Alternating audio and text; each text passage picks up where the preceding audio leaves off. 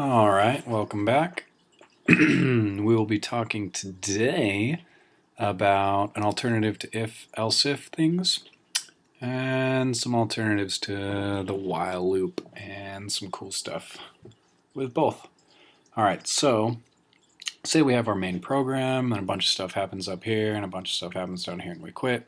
But right here, we're checking the value of x against a bunch of values. And for each one, we want to do something specific, execute these specific statements for that value. So if x is 2, we're only doing this. We don't want to do any of these other things.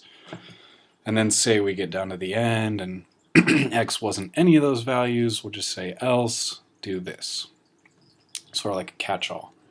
Well, there's actually an easier way, a more streamlined way of doing this, and because the compilers are dope, it's actually really fast compared to just ifs and else ifs. So it looks like this. Switch. So we're going to switch on x, right? Instead of saying if x is equal to whatever, if it's equal to whatever, if whatever, we're going to switch on it. And so the syntax here is basically we have a block that goes from here to there for the switch, a bunch of cases inside, and then an optional default case, sort of like the optional else block for a catch-all at the end. And so basically if x equals 0, it'll fall into this line of the switch. If the case is 1, then it'll fall in here, and you can do it for any value. You can skip values, so you can go case 5 and then do whatever. A lot of times you'll actually see this tabbed out like that, so maybe like plus x there. The thing with switch, though, is that it'll fall through. So if your x is equal to 1, it'll fall into this case 1, and then it'll keep going down. Whoops, it'll keep going. I just broke shit. It'll keep going down your list here. So what you do is, at the end of your statements here, in this thing, you throw in a break.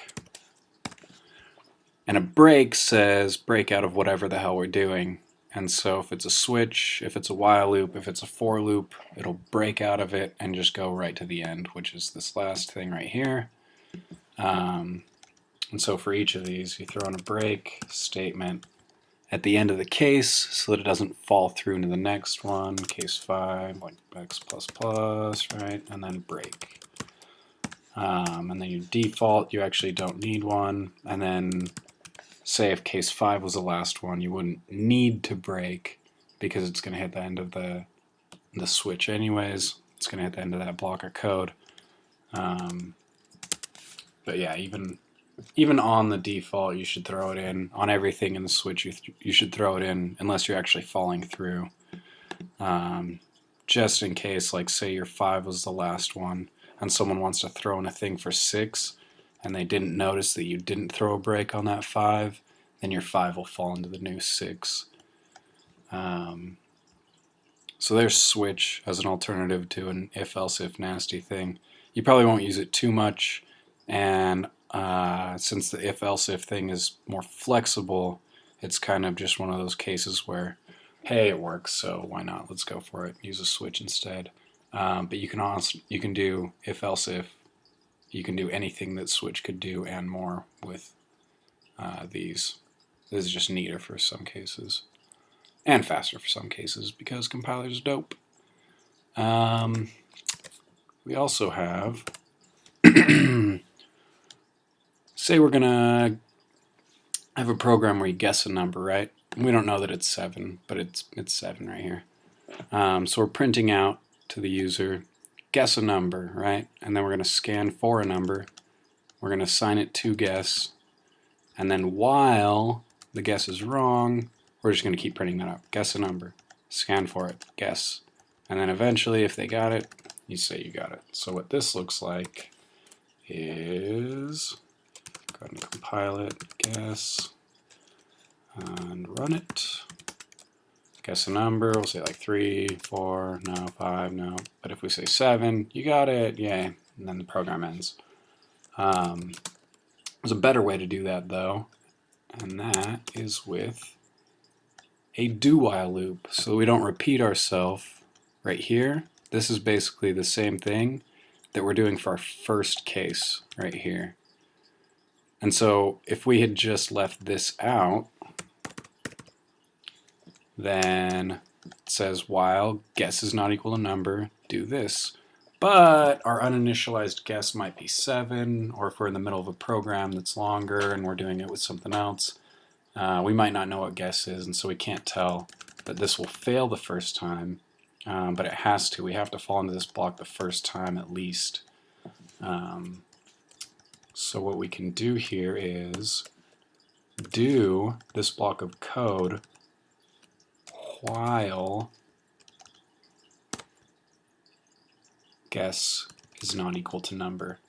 And this semicolon is kind of important right here. Normally, when you do a while loop, or any loop really, you kind of want to be wary for those. So if you had something like while x is less than 10, right? And then a semicolon there, this is your loop body. So if you had something after it down here with a bunch of shit in it, none of that's going to happen because your loop body ends at the semicolon. But when you do a do-while loop, your while needs one because it's at the end of this thing. I don't know, weird syntax, but whatever. Make sure you don't fuck up on that one, or if you do, catch it. So this will do this the first time without checking your guess or your number, and then it'll do it while they're different. So it's basically the same thing as a while loop, but you get a run before you check your Boolean value. And it's kind of, I don't know, cool, I guess. Whatever. You can also use breaks, like I said, in while loops. So you could say something like if we get, something crazy like x equals, I don't know, -7, then break, right? And so if we ever catch this condition when we run through the loop and hit this point, then it'll break, and it'll break itself out of the loop, this while loop. You can do the same thing with for loops. Go ahead and break. There's another keyword called continue, which is actually kind of cool. So say we get that -7, and we want to loop again, but we don't want to do, say, this scan. We want to print or something, but we don't want to scan, or we want to do, this stuff here, but whatever. At some point we can say if we get whatever condition, continue, I'm spelling right.